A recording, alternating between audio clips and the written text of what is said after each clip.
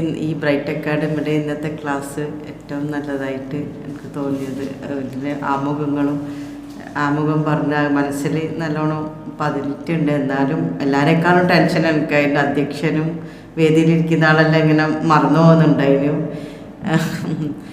കൂടുതൽ ശ്രദ്ധിക്കേണ്ട കാര്യം അത് തന്നെയെന്ന് എനിക്കതിൽ മനസ്സിലായത്. പിന്നെ അടക്കം ഇതിൻ്റെ കാര്യങ്ങളെല്ലാം അറിയുന്നതും അതിലൊരു അടക്കം വേണം. പിന്നെ അത് ഇങ്ങനെ പ്രസൻറ്റ് ചെയ്യണം എന്നുള്ള കാര്യമാണ്. അതെല്ലാം തന്നെ നല്ല രീതിയിൽ ഫൈസൽ സാർ നമുക്ക് വിവരിച്ചു തന്നിട്ടുണ്ട്.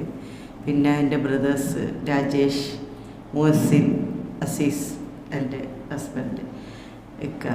അപ്പോൾ എല്ലാവരും വളരെ നല്ല രീതിയിൽ അവരവരുടെ റോള് ഭംഗിയാക്കി നന്നായിട്ട് സംസാരിച്ച് വിദ്യാഭ്യാസത്തെക്കുറിച്ചായാലും ഇസ്ബായിൻ്റെ നല്ല ക്ലാസ്സായിരുന്നു. അതുപോലെ ഒരു തുടക്കക്കാരെന്ന് മറ്റേ രാജേഷ് ബായിൻ്റെ സംസാരത്തിൽ തോന്നിയിട്ടേ ഇല്ല.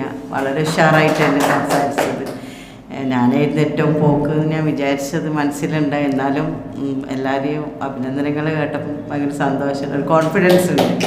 അങ്ങനെ തന്നെ ആയിരിക്കട്ടെ. ഇനിയും എന്നെപ്പോലത്തെ ആളുകൾക്ക് പ്രചോദനമായിട്ട് ഈ ബ്രൈറ്റ് അക്കാഡമി ഉയരട്ടെ എന്നും ആശംസിച്ചു.